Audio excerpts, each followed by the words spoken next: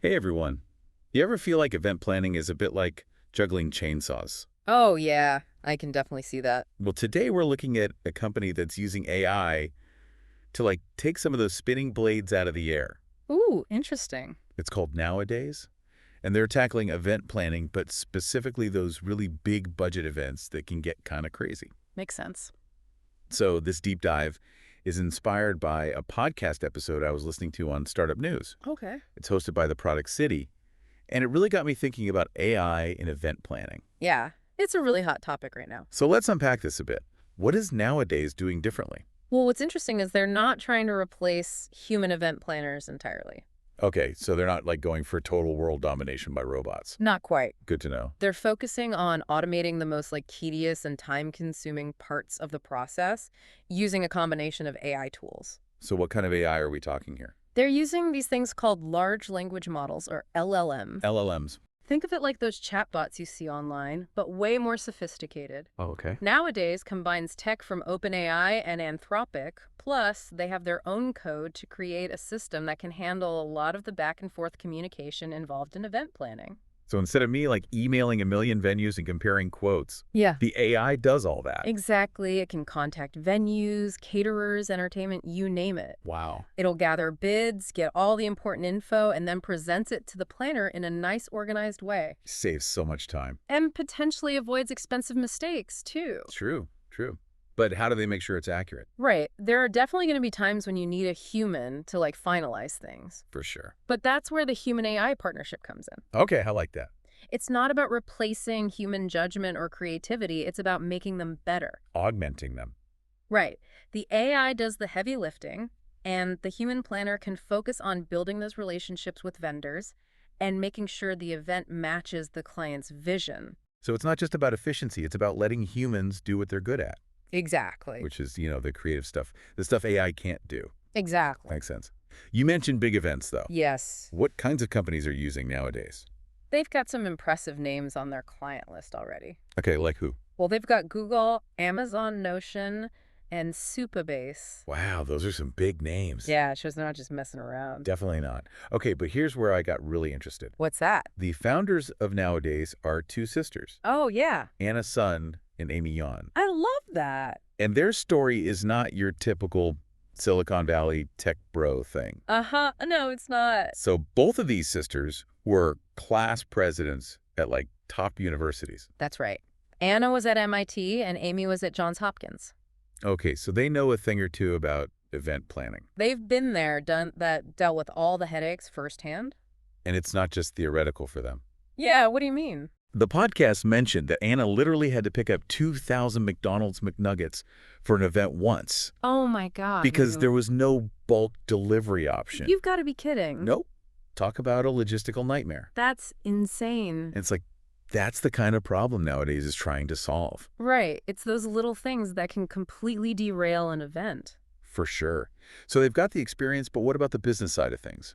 Well, they got accepted into Y Combinator, Oh, wow. which is a huge deal for startups. Yeah, for sure. And get this, Amy actually left her job at Google to join her sister's company. Ooh, wait, she left Google. Yep, after they got into Y Combinator. Wow. Talk about a leap of faith. They must have really believed in this idea. Absolutely. Okay, so we've got brilliant sisters tackling a problem they're passionate about, and one of them leaves Google to go all in. Pretty amazing story, right? This is already good stuff. But let's get into how Nowadays actually works. Okay, so it starts with a detailed intake form where you tell them about your event needs budget and any special requests you might have. Special requests? Yeah, like the podcast mentioned, needing a venue with high ceilings for a basketball. Oh, yeah, the competition is getting fierce. So is there anyone who's a real threat to Nowadays? Well, there's one company that's been making waves. Okay, who? They're called Partiful, and they actually won Google's App of the Year award. Wow, okay, that's impressive. Yeah, they're definitely one to watch. So we've got established companies Mhm. adapting and new ones like Nowadays shaking things up. It's a really dynamic market right now. Definitely. What's interesting is that Nowadays seems to be focusing on this human-AI partnership, Right. while others seem to be going for full automation. Yeah, I think that's a key difference. Is that a fair assessment? I think so. Yes. It's really thinking about how to use AI to make the human planner better, not replace them. That's like all those sci-fi movies where the robots take over. Yeah. But nowadays is taking a more optimistic approach. Right. They're saying AI is a tool, not a replacement for humans. And it goes back to their story. Yeah. They've experienced the pain points of event planning firsthand. Absolutely. They're not just techies, they get it. And it's not just about the big picture. Right. Remember that intake form with the high ceilings for the basketball team? Yeah. That attention to detail comes from their own experiences. Like Anna and the McNuggets. Exactly. They're taking those real-world needs into account. And that makes them stand out. It's not just a generic AI solution, it's personalized. Exactly. So they're taking the best of both worlds, the efficiency of AI and the creativity of humans. I like that. It's like having a superpower sidekick that does all the boring stuff. Uh-huh. So you can focus on the fun stuff. And that's what's exciting about this whole AI augmentation trend. Totally. It's about making our jobs better, not taking them away. Exactly. And potentially making them more enjoyable, too. Yeah, I can definitely see that. Imagine less time on emails and spreadsheets and more time brainstorming creative ideas. Yeah, that's the dream, right? It's like AI is handling the science of event planning, and humans can focus on the art. I love that analogy. So let's zoom out a bit. What does the success of nowadays tell us about AI in other industries? I think it shows that AI is becoming a real tool for solving problems. Okay. We're seeing it everywhere. Healthcare, finance, transportation, and now event planning.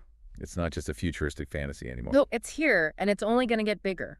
And it's not just big companies either, right? Definitely not. Even small businesses and individuals are starting to use AI. It's changing how we interact with technology. For sure. And there are different approaches to AI adoption. Right. You have companies like nowadays with the human-AI partnership. And then others going for full automation. It'll be interesting to see which models win out. Definitely. But we can't forget about the ethical considerations. Oh, yeah, that's a big one. As AI gets more powerful, we have to think about the potential downsides. Like job displacement and algorithmic bias. Right. It's like with any powerful tool, you have to use it wisely. Exactly. Or you risk causing more harm than good. So what other areas of our lives could benefit from AI? That's a good question. I'm already thinking about how much easier my life would be if AI could handle my travel planning. Oh, yeah. Or my finances, or even just my inbox. It's pretty amazing to think about. The possibilities seem endless. But we have to be careful too, right? Absolutely. How do we balance the convenience of AI with the risks? That is the million-dollar question. Right. And I don't think there's an easy answer. I agree, but I think awareness is the first step. Right. The more we understand about AI, the better decisions we can make. So it's not about being passive consumers of technology. Right. It's about actively shaping it. Exactly. We need to ask questions, challenge assumptions, demand transparency. It's our responsibility. It feels like we're at a crossroads. Yeah. AI has the potential to solve big problems, but it could also create new ones. We need to be thoughtful about how we integrate it into our lives. And that's where our listeners come in. Exactly. As we navigate this new world, it's important to be informed and engaged. Absolutely. Don't just accept the technology at face value. Ask questions, challenge assumptions, demand transparency. The future of AI is not set in stone. We're creating it together. And the more informed we are, the better equipped we'll be to handle it all. I completely agree. It feels like the possibilities are endless. Yeah, it's pretty wild to think about. But like you said, we got to be careful too, Yes. right? Oh, absolutely. How do we balance the convenience of AI with all the potential risks? That's the tough question, isn't it?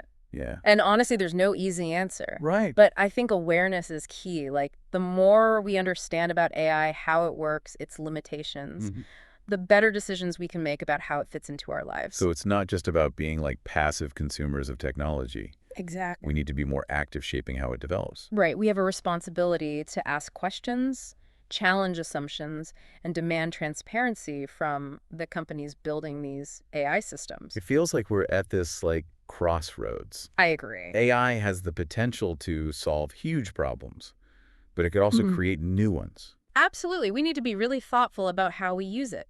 And that's where our listeners come in. That's right. As we're figuring all this out, it's so important to be informed and engaged. It's more important than ever. Don't just accept the technology without thinking. Exactly. Ask questions, challenge assumptions, demand transparency. The future of AI is not set in stone. We're building it right now with every decision we make. And the more informed we are, the better prepared we'll be for whatever comes next. Couldn't have said it better myself. So as we wrap up this deep dive, I want to leave you with one final thought. Okay, shoot. What role do you want AI to play in your life? Ooh, that's a good one. And what steps can you take to make sure it aligns with your values and your vision for the future? It's something we all need to be thinking about. Because the future of AI isn't something that's just happening to us. Right. We're all creating it together. Every single one of us. And the more informed and engaged we are, the better equipped we'll be to handle all of this. I completely agree. Thanks for having me on to chat about this. Absolutely. And thanks to all of you for listening to this deep dive. It's been a pleasure. We'll see you next time. Yeah, it feels like the possibilities are kind of endless. Right, like where does it stop? But, like we were saying earlier, we can't just ignore the ethical side of all this. Absolutely not. So how do we balance all this amazing potential of AI with, the potential risks? Yeah, that's the big question, isn't it? It really is. I don't think there's a simple answer. No, probably not. But being aware of the issues is a good place to start. Okay, I can see that. The more we understand how this technology works, you know what it can and can't do, the better equipped we are to make smart choices about how we use it. So it's not just about being like passive users. Right. Yeah. We have to actively shape how AI develops. Yeah. We have a responsibility to ask tough questions, challenge assumptions and demand transparency from the companies creating these systems. It's like we're at this crucial point, right? I think so. AI could solve some of our biggest problems, but it could also create new ones if we're not careful. That's the balance we have to find. And that's where our listeners come in, right? Exactly. As we figure all this out, we need everyone to be informed and engaged. More than ever before. Don't just accept the technology blindly. Right. Ask questions, challenge assumptions, demand transparency from the companies developing AI. The future of AI isn't set in stone. We're all shaping it right now with the decisions we make. And the more informed we are as individuals, the better we'll be able to navigate all of this. Couldn't agree more. So as we wrap up this deep dive, I want to leave you with one last thought. Okay. What is it? What role do you want AI to play in your life? Good question. And what can you do to make sure its development aligns with your values and your hopes for the future? It's something we all need to think about. Because ultimately, the future of AI isn't something that's just happening to us. Right. It's something we're all creating together. And the more informed and engaged we are, the better equipped we'll be to handle whatever comes next. Couldn't have said it better myself. Thanks for diving into this with me. It's been a pleasure. Thanks for having me. And thanks to all of you for listening to this deep dive.